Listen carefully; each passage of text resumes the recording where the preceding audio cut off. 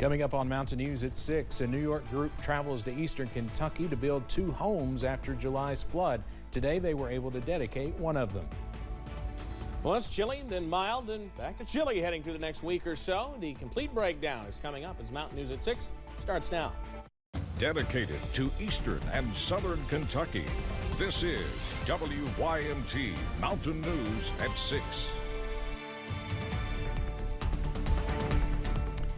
We begin this half hour with some sad news. We told you a few days ago that the death toll from July's flooding had increased to 41, but today it went up again to 43.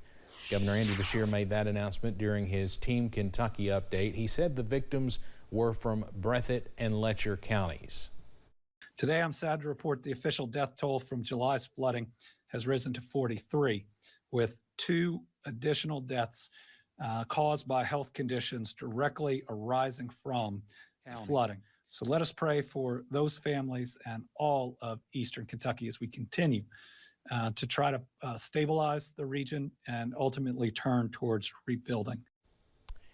With an official total now of 43 deaths, the breakdown shows there were 10 fatalities in Breathitt County, 2 deaths in Clay, 19 in Knott County, 4 deaths out of Letcher County, 7 deaths in Perry County, and 1 death from Pike County.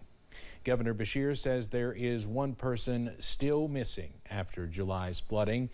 That's Vanessa Baker, and she was from the Lost Creek community in Breathitt County. Anyone with information is asked to contact Kentucky State Police Post 13 in Hazard at 606-435-6069. Hope is restored and a sense of normalcy is on the way for 2 women in the River Caney area of Breathitt County, thanks to a company all the way from New York. Hunter Homes and Shelters committed to building 2 homes in eastern Kentucky. WYMT's Olivia Calfee was there as one of them was dedicated. In less than 3 days, 2 homes are being built in Breathitt County for 2 women that lost everything. As Faye Henson stood in front of her new house on Thursday, expressing gratitude, and says after 3 months, she's ready to be home and close to her grandkids. Well, it's the light at the end of the tunnel. Yeah. I mean, you know, when everything's so dark, and it's just that one little beacon of hope. You know, there's better days. There's always going to be better days. There's going to be hard days, but there's going to be better days. And Caroline White, recipient of the second home, is excited to recollect her Kentucky Blue. My turkey soup. So she can collect all of her Kentucky stuff back and put it in her new home. She says everything in her home was blue, from collectibles to her blue Christmas tree. Neighbors say after the flood, the creek was full of her blue belongings. Turkey fan. Kentucky fan. I watch ball game. I used to watch ball game. She used to watch the ball game before her TV washed away. Yeah. Both women are holding on to hope and excited for a little bit of normalcy. Jack Hunter, the inventor of the homes, says meeting women like this makes it all worth it.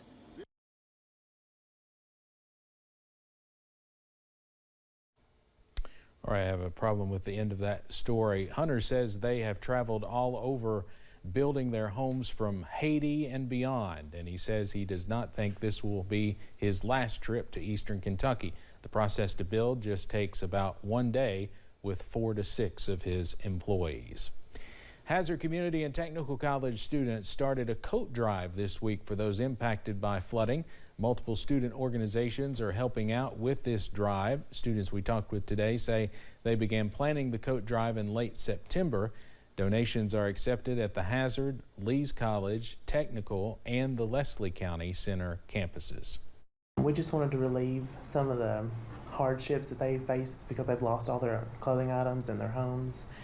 And we're going into the colder months, so we're hoping that these coats will help replenish their winter wardrobe. They are collecting coats until October 28th, then they will distribute them on November 4th.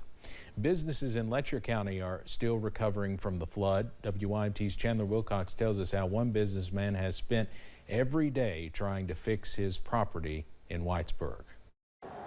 While the leaves are changing, the daily routine for a lot of eastern Kentuckians has stayed the same, cleaning up flood damage. Every day. Yeah, I've done this ever since the flood happened. Colin owns the Kentucky Mist Distillery in Whitesburg, a hub for distilleries across the southeast. 5 feet of floodwater damaged the building, so Colin and his employees spent 2 weeks cleaning it up. When it first happened, we jumped on the distillery, and in about 2 weeks, we had it back open. And then as soon as we finished there, we moved up here and started on these buildings. 6 businesses all shared this rental property owned by Colin Foltz. Each facility had to be remodeled after sustaining flood damage. We had to take and replace sheetrock, everything. Starting one by one, some renters are staying, but some are leaving. Some are waiting for us to get their spaces fixed back. Others have moved out, and then we have people, new customers, that's waiting to move into the building. Without flood insurance, Foltz cannot get an SBA loan, so he's finding other ways to pay for the remodeling. If we want to take a gamble, then we just pay for it ourselves and hopefully save money.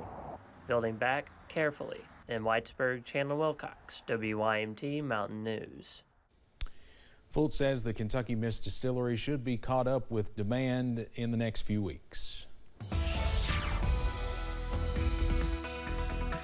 Continuing to clear out behind our cold front, high pressure in place, and that's led to some beautiful blue skies all around the region this afternoon. Here's a look as we head into the evening. We are cloud free in London at the airport there. 62, 63 in Hazard with the last of our clouds pushing out, and 59 already in Pikeville. Those west-northwest winds really helping us cool off real quick out there this evening. Excuse me, there you see some of those clouds pushing off to the east, the last of them. Another small system is going to try to push through parts of the Ohio Valley later. We should be in good shape. Temperatures in the low to mid 60s all around. We're really going to start dropping a little bit later on. We're down into the 40s tonight under mostly clear skies with calm winds. Now in just a few minutes, I'll have the latest on when we recover some of those temperatures and then drop them again. That's in a few minutes. Steve? All right, thank you, Evan. A special town hall meeting was held this afternoon in Floyd County to discuss health care for veterans, particularly the availability of local care. At the meeting, officials from the Department of Veterans Affairs, Senator Rand Paul's office, Senator Mitch McConnell's office, Prestonsburg's VFW post, as well as local elected officials such as Floyd County Judge Executive Robbie Williams and State Representative Ashley Tackett Lafferty answered questions and address concerns about local care for veterans in the area. One concern that was brought up by those at the meeting was transportation to and from appointments, which VA officials say they are looking at solutions for. Getting veterans to and from their appointment. I mean, that concerns me, and it's something we're looking at. We have some challenges that we need to meet. We don't want to come up short at all. And we want to make sure that we provide the veterans with the best care that they can possibly get. McLean added that the VA clinic in Prestonsburg is also receiving numerous expansions and additions in the near future, doubling the size of the clinic and providing specialty care such as optometry and imaging, which should cut down on trips to the VA hospital in Huntington for some veterans in the area. We'll have more from today's meeting and on the clinic's expansion tonight at 11.